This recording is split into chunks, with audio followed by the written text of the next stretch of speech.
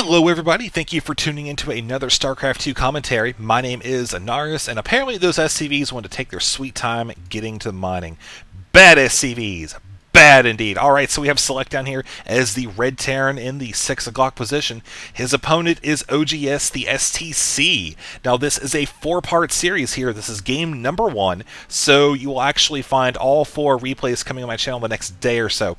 And by the time they're all up, I should actually have some annotations at the end of each video linking to the other ones. So just give me a little bit of time. You won't have to worry about that. Now, this is taking place on the map Metalopolis, the little SCV micro there, for just a second, as apparently Select is having a little bit of lag spike, so they had to leave the game there. So the map is Metalopolis, and this is actually turning out to be one of my more favorite maps because of the diversity of strategies. You know, it all depends on the spawning positions, much more so than other maps. Of course, when you have yellow and red together like this, you're going to have a very close game. You're going to have a lot of early and mid-game harassment because of the close proximity. Obviously, all of the expansions that are easy to access for both of these players are pushing your base closer towards your opponent. So even if you're not being aggressive, you do have to worry about that. Now, of course, if the players were spawning in these opposite locations, like as if red were right there and yellow were right here, you'd probably see a lot of more mid to late game play, because the expansions, you'd obviously go around here for the yellow, and red would go right here. You kind of dodge each other, you kind of take over the map very slowly, so you're more likely to see a lot of late game plays. Whereas, you know, if yellow were spawning right here, you'd most likely see some aerial harassment to start because of the very short rush distance there. But it would also be interesting because like I said, this map is just really unique because when you have expansions, when you have placements like that, this is one of the few maps where you actually end up expanding as the game progresses farther and farther away from your opponent. So, you know, maps like Jungle Basin, where you've got one expansion that's easy to defend, where you put it farther away than your opponent. And then the rest of them are just going full-on closer towards your opponent's base. Makes for some very interesting games, and yeah, so that's indeed why I do like this map. I am kind of rambling on here, because both of these players are going with fairly standard openings. You had the depot with 10, barracks at, you know, end of 12, beginning of 13, gas at 13, orbital command at 16, and now you have it. Second supply depot going down for both players right now, who are sitting at 18 supply, 1 Marine hanging out there, and 1 SCV scout actually heading away. Oh man, but you have an SCV getting ready to run into the Marine. Oh, what is going to happen here? Oh, Select running away at the last second.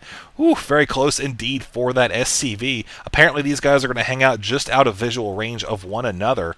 Very lucky for the SCV indeed. Meanwhile, up here, the STC throwing down his factory, as well as his opponent throwing down one as well. You can see they're neck and neck, man. I mean, when you compare what's going on here, there is just so very close. We see the gas is actually going down a little bit slower for the STC, but that's not really going to matter so much at this point. Keeping an eye on the game here. We do have a second barracks going down, as well as a reactor for the STC. Going to want to put some early pressure here with the Marines. Obviously, we do have some Marine action going on here. May decide to chase up to the top of the ramp. SCV sacrificing itself just to see what is going on up there. He saw the 3 Marines. He did not see the 4th, so he may actually decide to push up here with what he has. I don't know if it's going to work out super well, because a couple of these Marines are already very low on hit points. Look at that. We have a Marine engagement 3-on-3, 3-on-2, 2-on-2, 2-on-1, and now one is victorious right here. Select has won the first battle of the game as a Hellion actually pops out. We're going to see a Tech Lab go down as well immediately after that's complete. Starport action going on. Meanwhile, up here, the STC is choosing to go the Siege Tank route. Does not have Siege Mode researching just yet, but is continuing to produce Marines here. Oh, you poor SCV! Oh, that's just not even fair. Okay, well, yeah, that is fair. I mean, hey, it's an SCV. What's he really going to do, right? So, Hellions are going to come up to the top of the ramp here. They will be met by Marines who actually could have blocked him off for a second, but he actually moved them, allowing the Hellion to come up here into the base and scout out what's going on. Actually, you know, he's not going to get any kills, but the information that he's gained here is so valuable. Now he has seen exactly what's going on. You can actually see here that, oops, okay, there we go. You see what he sees right there. He sees the siege, or he saw the siege tank, the 2 buildings, you know, one of them obviously had an add on there, and there is a starport now going down for the STC. Meanwhile, the STC is actually moving out here with those Marines, and siege tank still does not have siege mode just yet. You can see it's not even coming down the line.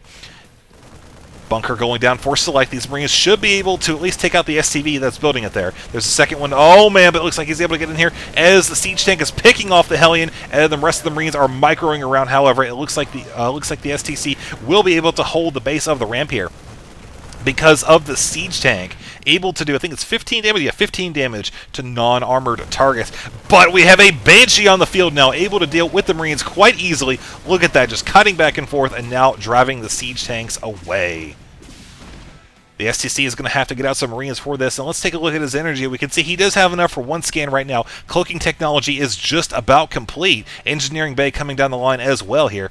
He's going to have to get out some Vikings. One is obviously on the way. However, he does not have that starport connected to the reactor.